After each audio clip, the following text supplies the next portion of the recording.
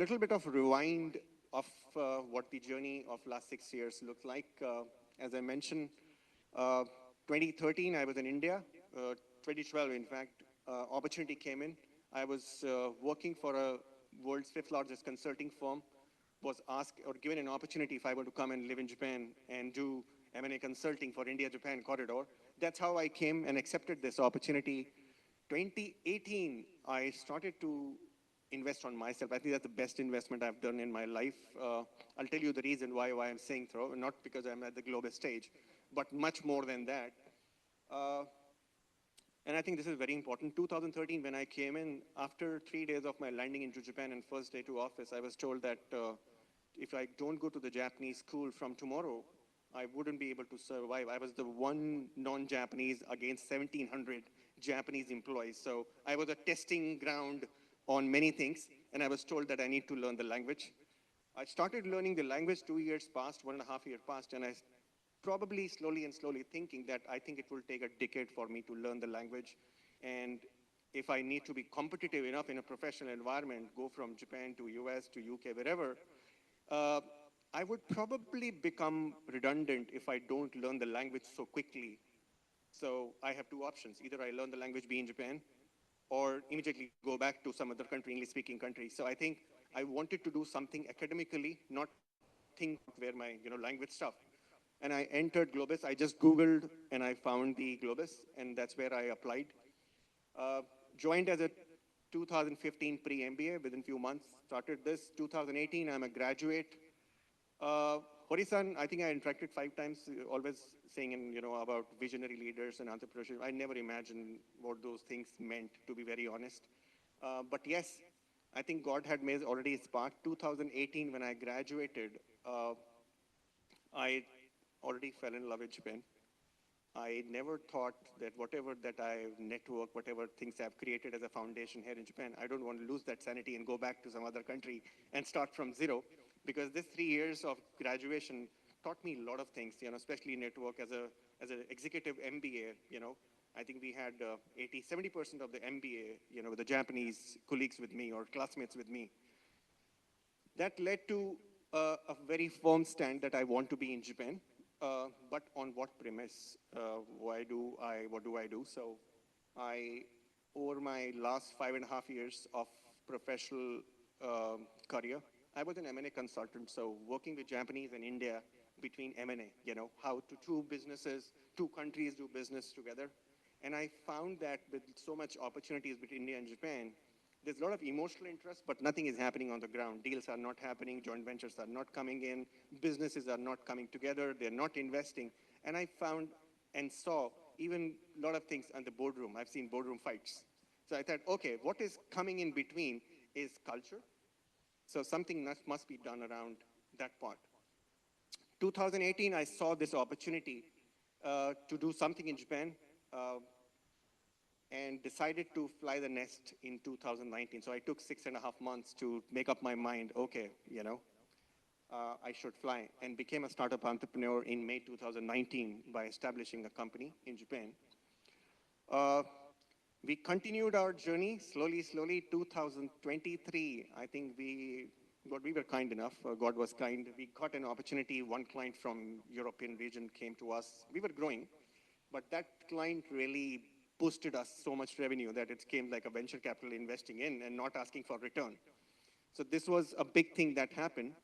And then 2024, which is last year, I hope everybody know about JETRO, which is the Japan External Trade Organization, research organization, where I was appointed as the high-skilled professional specialist on JETRO, helping Japanese companies hire people from overseas, how to hire from overseas.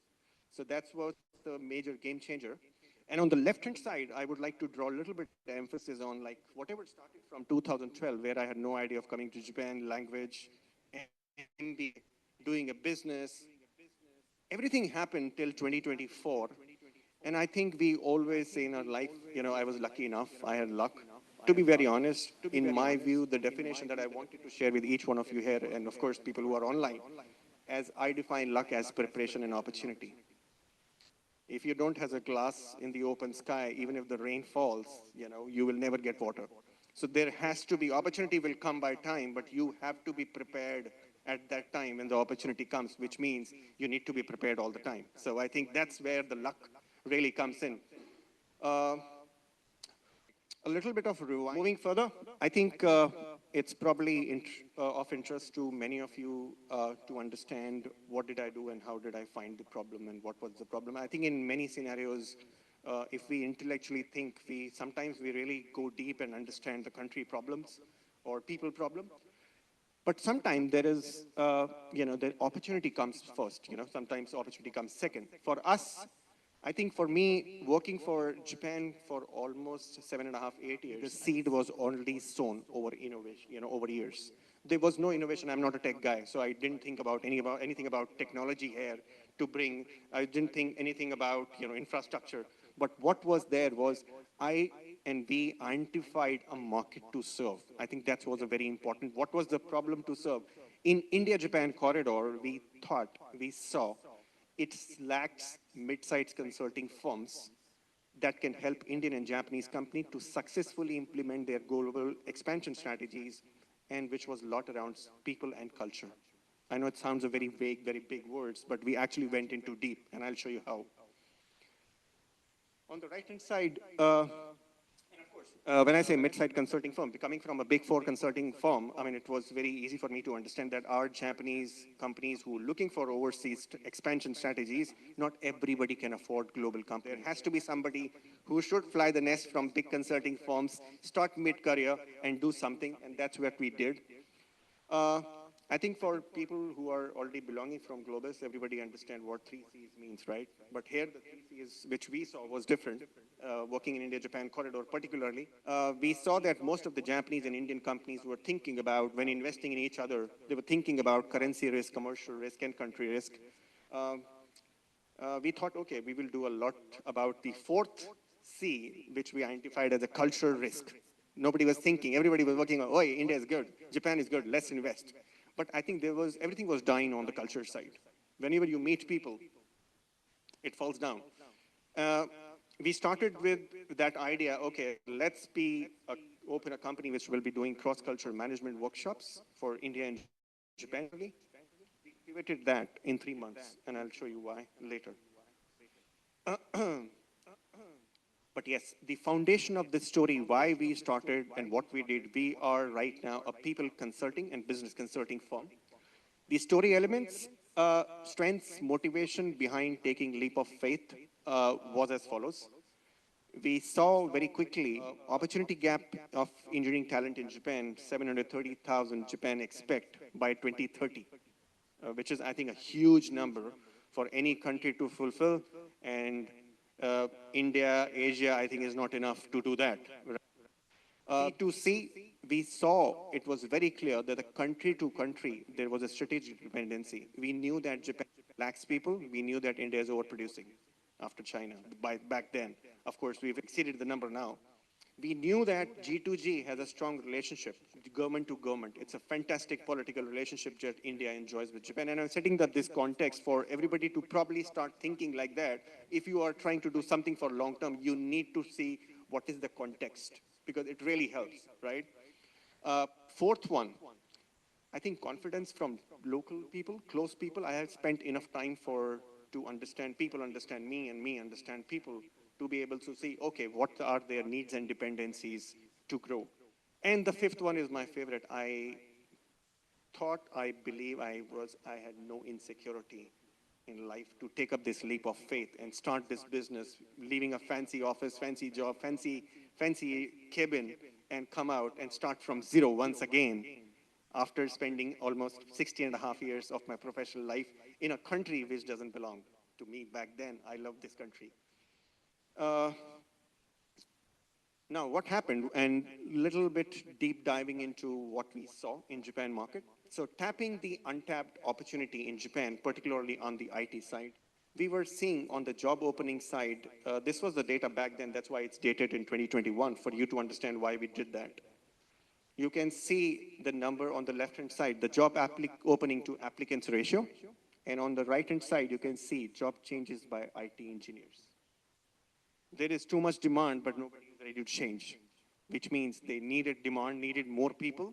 You cannot survive on just circulation within Japan. So it was very clear that India was strategically well placed to fill this gap for Japan job market, engineers from all fields, right? And of course, to be very honest, is a very high competitive market when it comes to this kind of business in Japan. But we knew, having this Indian face, what we can bring onto the table in Japan, probably compared to any other country. So we took this leap of faith and started this. Deep diving, I think it was very important to expect that there is a context between the two countries, but yes, what is going to be the future, right? So we knew that Japan needs these kind of people in technology. On the right-hand side, we knew that this is what Japan is doing. They are upskilling, they were reskilling the existing workforce, they were potentially hiring recruitments, doing potentiality-based people, people who have adaptive skills, people who can become engineers. And at the same time, job consulting versus career consulting, global talent versus or without global mobility. So, they were hiring people who are wherever they are, if you can work for Japan, wherever you are, you don't need to be in Japan. So global talent without global mobility. That's what the thing that we saw. And of course, the digital and the gig economy impact. With that understanding, I think for us, we clearly defined our market where we want to serve and we want to have a bigger pie. We identified market as IT outsourcing companies of the world, of course, including Indian, American. Even now, we don't differentiate, but yes, because everybody needed the talent. The second category was IT product-based companies who were looking for similar talent. And of course, non-IT and tech-enabled companies, plus engineering automotive. Japan, as you all know, automotive is the favorite. So we jumped into that. This came as a very, very hard choice for all of us. Having spent some good years in Japan, we thought, okay, what should be our growth strategy when it comes to our chosen clients? We had two options: organically build the business, whoever comes, because we have a team, we know people, whoever comes to us, we'll try and serve. So whoever came hearing about us. The second option that we had was the referral network, right? It was who were willing to test us, right? Some people they trust you and say, okay, I want to do. We took a conscious call that if we need to survive and attract similar type of clients, this is the hardest choice we have, but this is the best choice. Acquire and have a strategic focus towards making the customers. That means we choose our customers, not the customer choose us. This was a very clear, very, very hard stand that if we want to do something, we want to build business, want to hire people, but which people? We want to hire high-skilled professional IT engineers, not anybody who comes on way. So we knew that we are not deviating from where we have identified our target market. It made us grow the group very slow, but to be honest, over a period of time, we became relevant for many clients because we have built our strengths and pillars around this. So that was another thing that we did. Here we stand right now, Hire Pundit. This is an organization and a group. We have 3 legal entities, one in Japan, India, US, Japan being the largest. We are in India, in the National Capital Region, in Tokyo, and of course in California in the US. What we do, starting from the left, we do people consulting. Simply speaking, high-skilled tech talent consulting professionals who have a deep understanding of subjects who have a thirst for Japan market. So 40% of our candidates that we do make placements for IT engineers are Japanese natives, and the rest are bilingual people who are helping, but everybody comes from IT side. On the right-hand side, I think probably this is something that helped us a lot. Growth advisory for startups. So companies who were very, very big overseas, who were looking forward to come to Japan, we started our business consulting practice because that's what I've been doing for the last 16.5 years before I started. So I never wanted to lose my sanity on what I did for so long. So we continue to help overseas companies come and establish and incubate the business in Japan. So we were helping them on visas, incorporating companies, doing accounting, payroll. And you can imagine, once you enter into Japan, establish an organization, what do you need second? You need talent to grow. So of course, we were focusing on IT industry a lot. So both people and business consulting became very complementary services for us. Both of them intercompany, giving us a lot of revenue opportunities to cross-sell to each other. On the right-hand side, extreme right this is no service line. It says whatever else that matters. Because when companies, people who trust you, who come to you, they ask you for something which they don't read on your menu. You are asking for gyoza in your menu and you don't have it, but you still say, okay, I'll arrange it. So I think this is one, and we did every time, like a yes man. Okay, yeah, we are an Italian shop, but we can give you gyoza, right? So I think this was helping lot many companies from overseas to come and establish, to deal with person who's ready to be flexible to do everything what they wanted. 5+ years, this is our 6th year. This is the team of people, our family, which is in Tokyo. One of my team members, Yoko, is already here. Chiedas, Tubuza, and many of them. So this is the team that we have right now. And I think, let me tell you, it takes a lot of time to grow the team, but at the same time, it takes a very constant effort to make an environment that allows us to strive and thrive every day. It's the hardest job.